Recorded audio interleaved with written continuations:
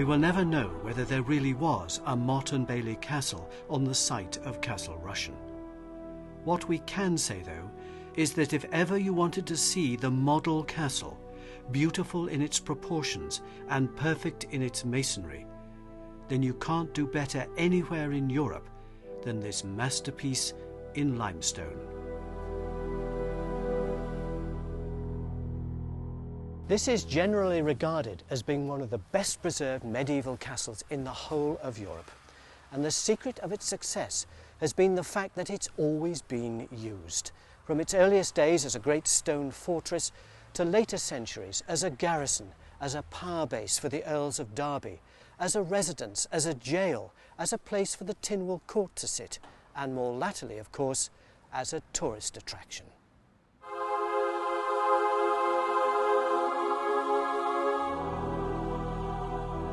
It might well have been built by the last of the Viking kings of Man, another Magnus, Magnus II.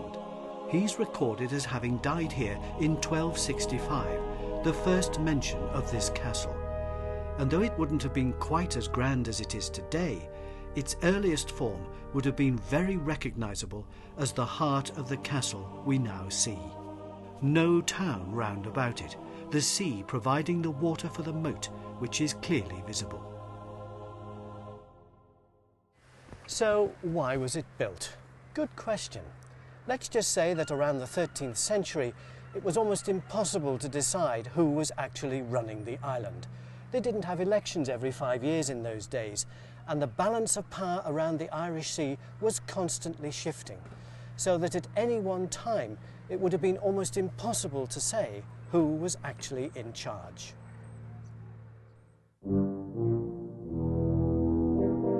The situation really was terribly confusing and very difficult to keep up with.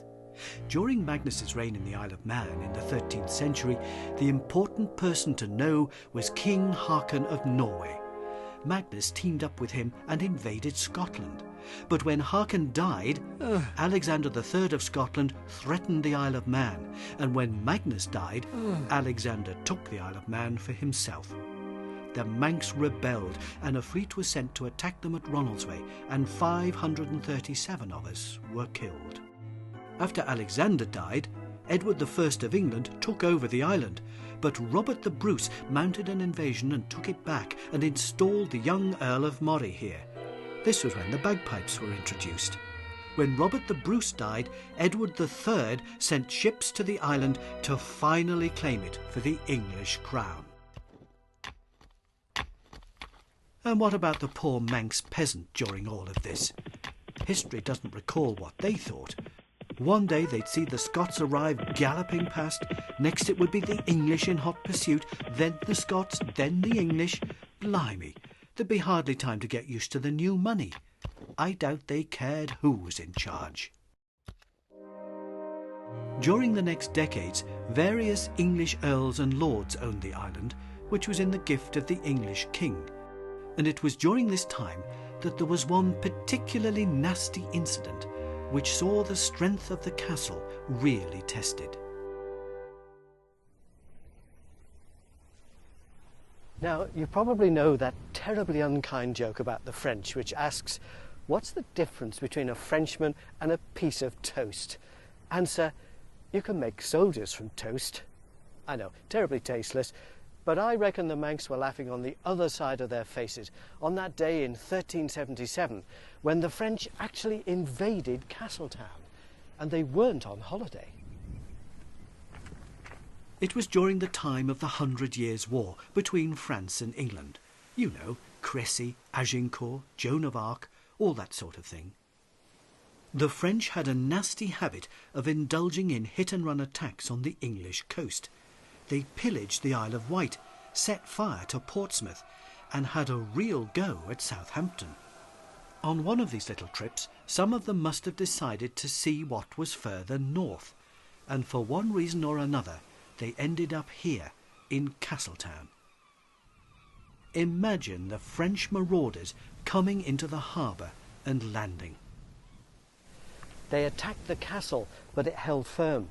So then our French friends started setting fire to the town. Mon Dieu! As you can imagine, the visit did nothing for Manx-French relations.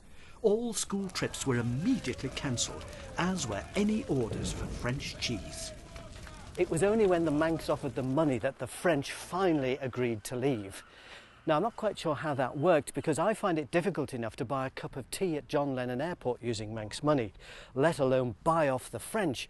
But the point is, the castle proved its worth.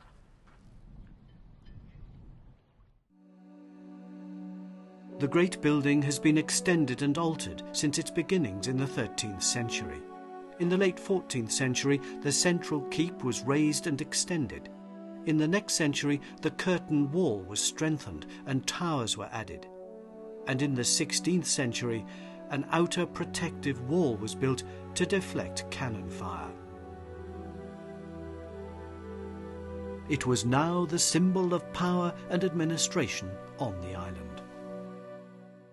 Just an interesting aside, look here, the remains of render.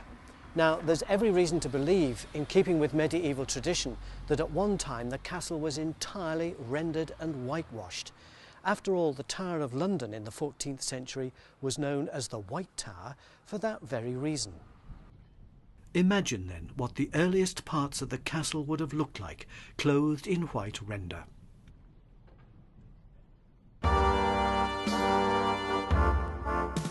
By this time, the island had new owners, who were to rule here for over 3 centuries.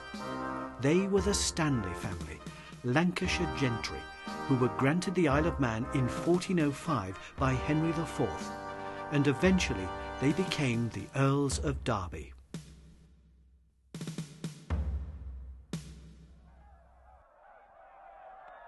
Here, in one of the rooms of the castle, tapestries show how this happened. The usual warring was going on in England, this time between the Yorkists and the Lancastrians.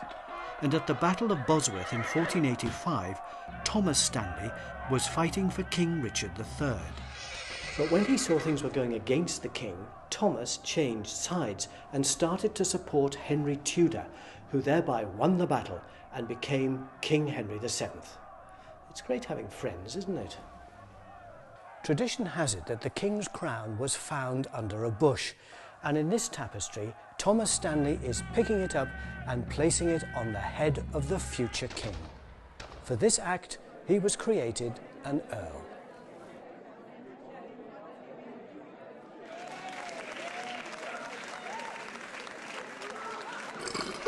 The Derbys were to rule here until the 18th century, and Castle Rushen was their most important statement of power. These remarkably lifelike figures depict the visit of the second Earl of Derby to the island. Here he's seen dining with the Abbot of Rushen, the controller of the castle and the island's governor.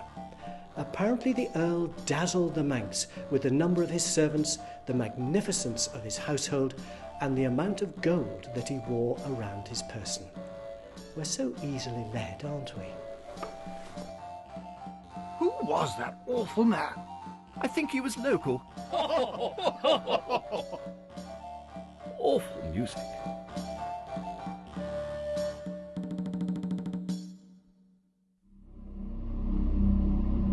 The castle, meanwhile, was fitted with all the latest technology to resist an attack. There was the barbican, a twisting approach to the main entrance so that arrows could be showered down on any attacker. Then came the gatehouse, another point where you could be attacked and repulsed. Beyond here was the inner keep. The drawbridge to it was cantilevered and could be lifted up for protection. If you did get over the bridge, you would be trapped between 2 massive portcullises with murder holes above, through which could be dropped stones or boiling lead and oil. And of course, the spiral staircases made the access to the upper floors easier to defend.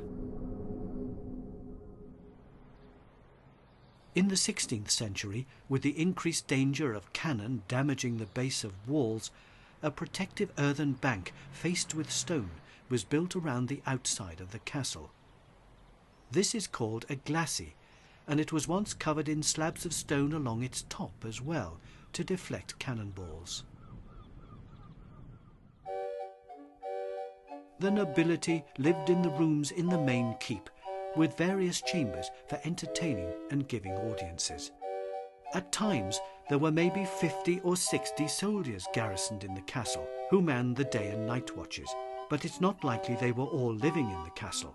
Only the senior officers would have had rooms here. Many of the ordinary soldiers were billeted with Manx families in the town, which was often a cause of great resentment.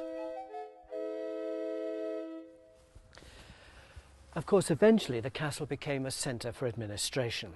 The governor lived here, courts were held here, and the Keys and Tynwald sat here long before they got their own buildings in the 19th century. Much earlier, at the end of the 16th century, the Earls of Derby decided to build more comfortable apartments rather than living in the dank castle rooms. Derby House stands above the walls of the Barbican, and in the 1640s it became the permanent home for the Derby family. The warren of rooms inside are nowadays used for occasional sittings of the island's courts, but much of the layout of the original apartments is still visible, and some of these rooms have actually been built on the old wall walk, and their narrowness reflects the place where soldiers once patrolled.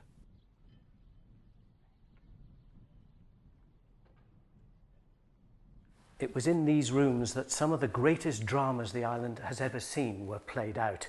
It was a time when the Manx were seriously threatened and the whole future of the Isle of Man hung by a thread.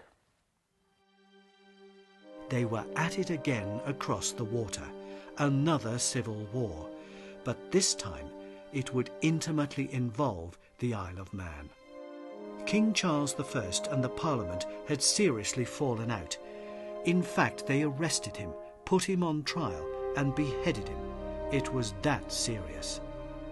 His supporters, the Royalists, were now at war with the parliamentarians, who were attempting to rule the country under the leadership of Oliver Cromwell, warts and all. Now, you might ask, what's all this got to do with the Isle of Man? Why should we care about what was going on over there? After all, there's no reciprocal health agreement to worry about in those days, and nobody went to England for a holiday anyway. Unfortunately, it wasn't as simple as that. The Isle of Man became intimately involved in the conflict, and at one point there was serious concern that the island might be attacked and many of us slaughtered as a result. The whole situation revolved around the 7th Earl of Derby, the great Stanley. As the latest holder of the title originally bestowed by the Crown of England, he was a staunch Royalist, and that meant that the parliamentarians had their eye on the Isle of Man.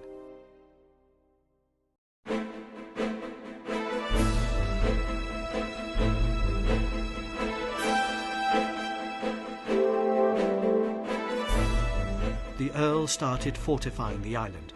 Around the coast, work commenced on cannon batteries and the building of new forts, as well as the strengthening of existing ones. On Fort Island, the small stone fort, originally built 100 years earlier, was renovated and strengthened with cannon pointing across the bay to protect the entrance to Derby Haven. An earthen battery with 2 cannons was also built on the island, and it appears in this print of 1643. Its outline was recorded in the 1868 Ordnance Survey map, and its remains are still just visible today from the air, if you know where to look. All around the Isle of Man, cannon were ready to fire on any parliamentary ships that dared show their sails.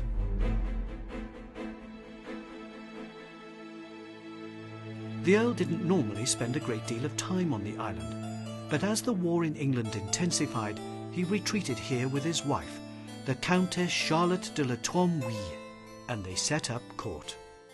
The Derby apartments were enlarged and made more comfortable, though at the same time more guns were placed around the castle, just in case.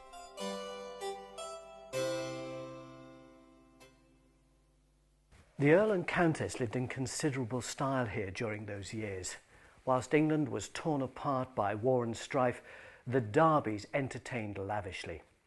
They were frequently visited by Royalist families from England, exiled aristocrats who came to this stronghold in the Irish Sea, this little kingdom holding out against the armies of Cromwell. Their guests were entertained royally, all paid for out of Manx revenues, of course. And on one occasion, the clergy, the keys and the coroners and their wives were invited to a great masque where the ladies in their costumes were gloriously decked with silver and gold and most costly ornaments, bracelets on their hands, chains on their necks and crowns on their heads. After the masque, a feast was most royal and plentiful.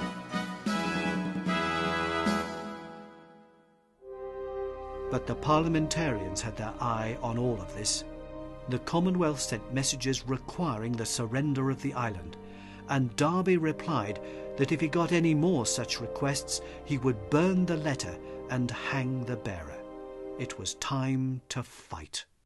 In August of 1651, at the height of the Civil War, the Earl of Derby came here to Derby Haven with his Manx army of nearly 300 men.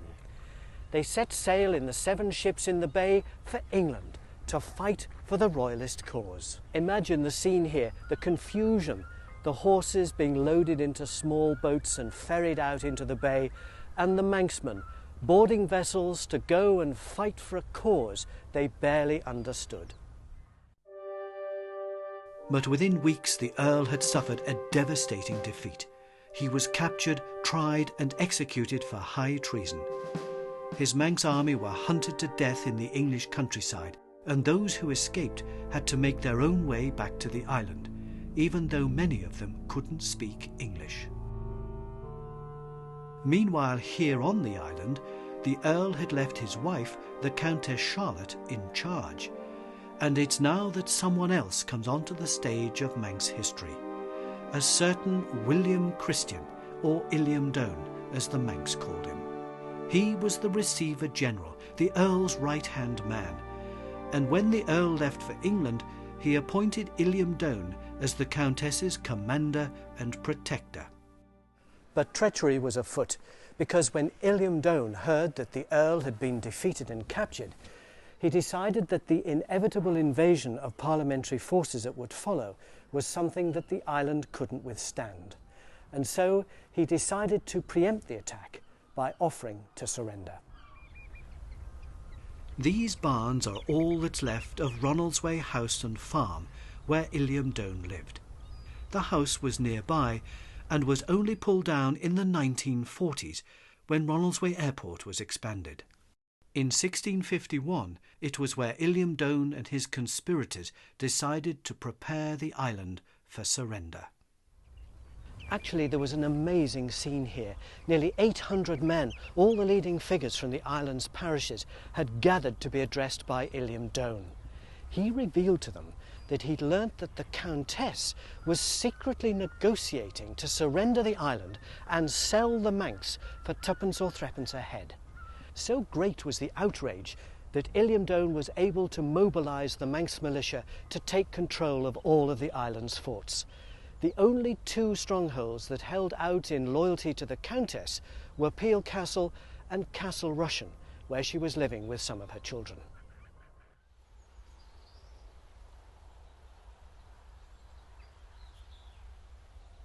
Most of the forts gave in without any problem, because many of their non-Manx soldiers had left the island with the Earl.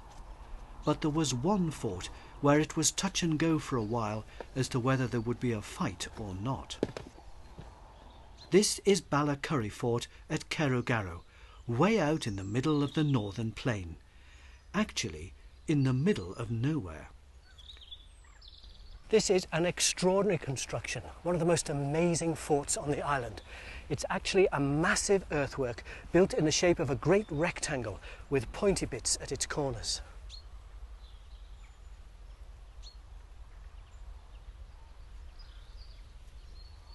These corner bits actually provided greater protection because running around the top of the earthen bank would have been a wooden stockade, and if someone attacked the side of the fort down there, you could effectively fire on them from here, hitting them in the back.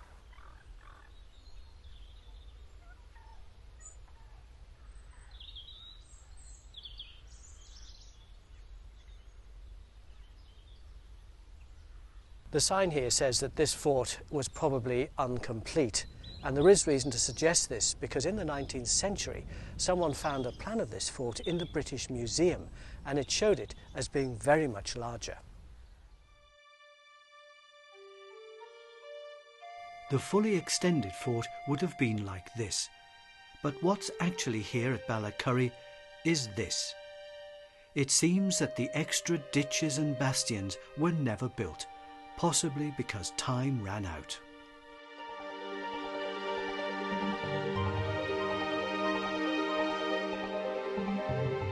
Looking at it from the air, you can see how beautifully symmetrical it is. This is a common plan for forts of this period, and no doubt the Earl had his best military people come from England to design it and lay it out.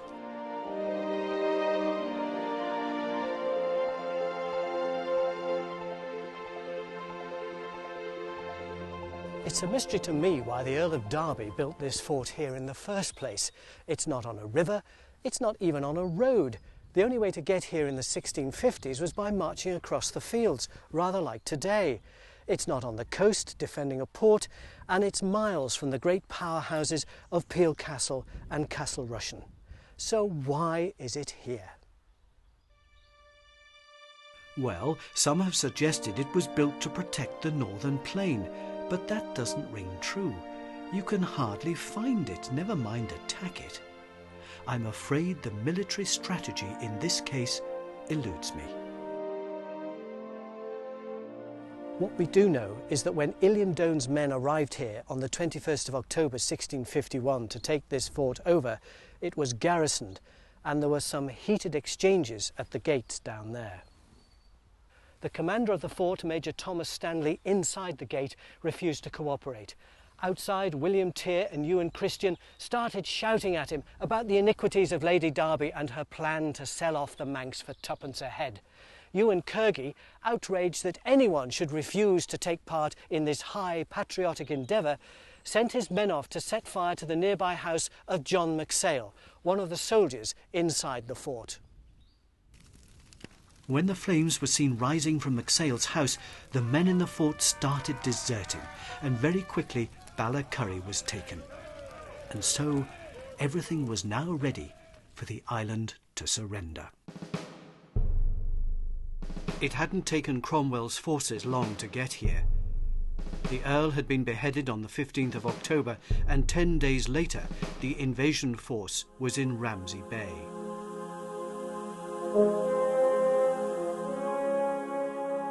On the morning of the 26th of October, an historic day for the Isle of Man, the action moved to here, Milntown House, just outside Ramsey. Now, I'm pretty sure that Illiam was actually born here. In 1608, the date of his birth, his parents were living here, and indeed his father, Ewan Christian, was the northern Deemster, and he held his courts here at Milntown, the ancestral home of the Christian family. Of course, it didn't look anything like this in 1651. This Gothic front was added by a later Christian in the 1830s, but the original core of the house is still here, and the 17th century part is round the back. At about 6:30 on the morning of the 26th, 4 of Illiam team arrived here for breakfast with Deemster Christian and to talk strategy. Illiam himself wasn't with them. He was running operations from his house at Ronaldsway. There was Illiam brother, there was the Attorney General, who was his son-in-law, there was his brother-in-law and another. This was a family affair. They probably went through that door there and had breakfast in the old kitchen.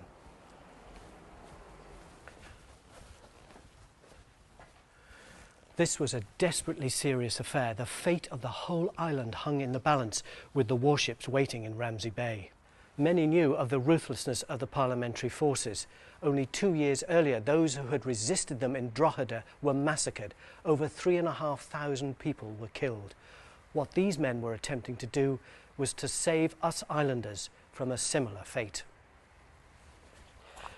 After breakfast, the delegation, which now included Deemster Christian, walked up this drive and turned towards Ramsey to meet their fate.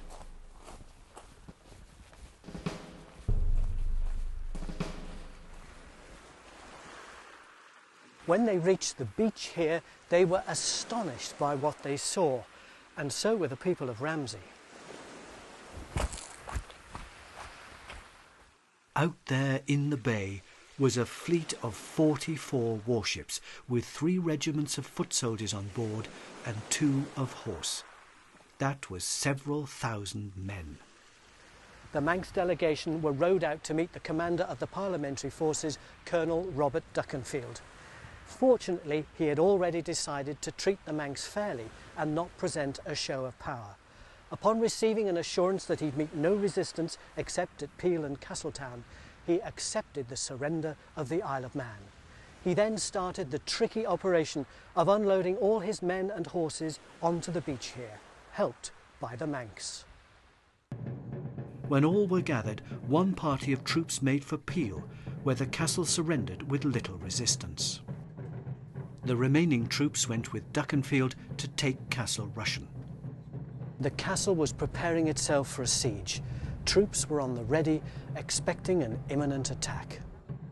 As they marched into Castletown, Duckenfield's forces surrounded the castle and guns were placed. The parliamentarians had decided that Illiam Doane would be the best person to deal with Lady Derby, and he duly arrived in the State Chamber to hand her a letter from Duckenfield demanding the surrender of the castle. Lady Derby, sitting beneath her crimson canopy, received the letter from Illiam Doane and started to read. Very soon she came across the phrase, "your late husband." Now she knew the Earl had lost the Battle of Wigan Lane, but no one had told her that he had been executed. She went into a paroxysm of grief and anger and penned a reply to Duckenfield, telling him precisely what he could do with his cannon. Duckenfield prepared to attack, but before the first shot could be fired, down here inside the curtain wall, disaffected members of the garrison wrenched open the sally port and let the parliamentary soldiers in. Before long, the whole castle was in the possession of Cromwell's army. The island had capitulated and was now part of the Commonwealth of Great Britain. The Countess and her court were allowed safe passage out of the island to an uncertain future. The castle had narrowly escaped a damaging siege, and the Manx had narrowly escaped a punishing conflict by deftly changing sides when the situation looked tricky.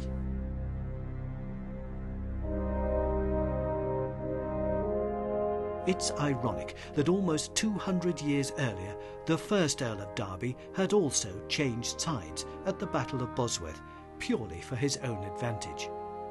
It's unlikely, though, had the 7th Earl lived to see the island's surrender, that he would have appreciated this historic resonance.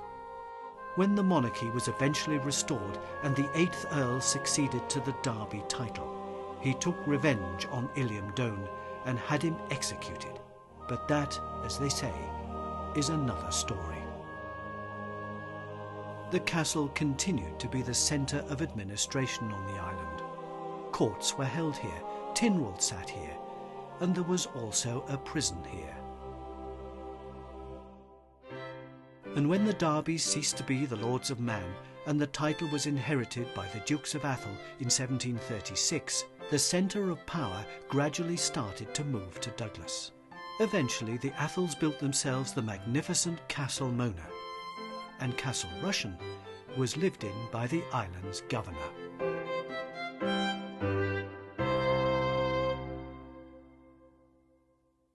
But for most of this period, from as far back as the 1760s, the castle served as the island's main prison. There was a prison at Peel Castle, and various other forts had jails as well, but the felons always ended up here, and the conditions were appalling. Some of the prisoners became seriously ill as a result of being here, and some of them even died. Bizarrely, at the same time as being the island's main prison, the castle was being developed as a tourist attraction. In 1874, for example, when these rooms were full of prisoners, 13,000 adults and nearly 800 children came to visit. An idea of the conditions in some of the cells can still be seen today, and the various commissions looking into the state of the prison in the 19th century were less than impressed. The prisoners didn't even have separate beds, never mind separate cells, and by all accounts the bedclothing was filthy. And for a period, mentally ill patients were kept in amongst the ordinary prisoners. The cell windows had no glass in them, so it was freezing in here. The rules were strict, as you would expect, and they really did have gruel for breakfast. The diet for the rest of the week seemed to be based on pea soup, broth or scouse made from potatoes and beef. There was no fresh fruit. They were up at 6 a.m. between March and September and 7 a.m. for the rest of the year.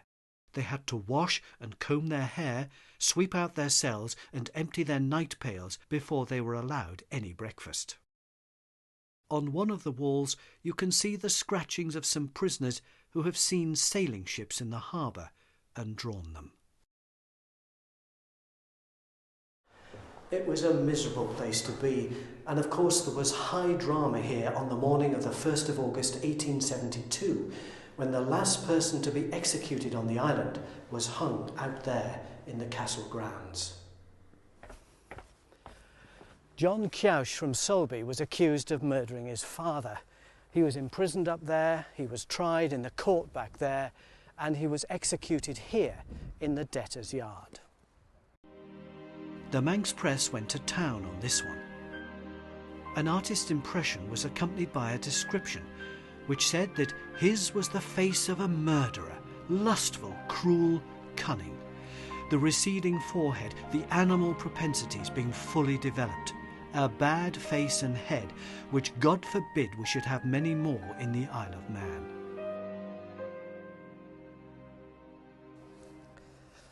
A perfectly fair piece of reporting then. When he was sentenced to hang, the Home Office refused any pleas for clemency, so the authorities set about the preparations. Problem was that the old gallows, which hadn't been used for years, was rotten, and no carpenter could be found who would agree to rebuild it. The coroners and the captains of the parishes refused to attend, and they had to be brought here by court order. And finally, no one could be found on the Isle of Man who could do the actual execution. In the end, the government had to bring over the infamous William Calcraft, the 72-year-old British hangman, who was notorious. He famously used a short drop, which often meant that the poor victims took several minutes to die of strangulation. When he arrived in Douglas, he was spotted getting off the steamer and jeered and booed by a gathering crowd. And when it came to Cowsh's moment on the gallows, it was reported that the prisoner had to assist the infirm old hangman with getting the rope over his head. Cowsh was recorded as being the calmest person there. The bell tolled, and a black flag flew at half-mast to indicate the deed was done. Straight after the execution, Cowsh's body was put into a wooden coffin, into which was added quicklime and water to make it bubble and seethe. After that, the coffin was brought round here to the stone yard and buried in a pit, to which more lime was added, to make sure that his remains would never be found. Since those dark days, the castle has been thoroughly restored and is now, as one of the best preserved medieval castles in Europe, a major tourist attraction and a potent reminder of the earls and countesses, the kings and commoners, the murderers, the politicians, the soldiers and the ordinary people who have walked the stage of Manx history over the past 900 years.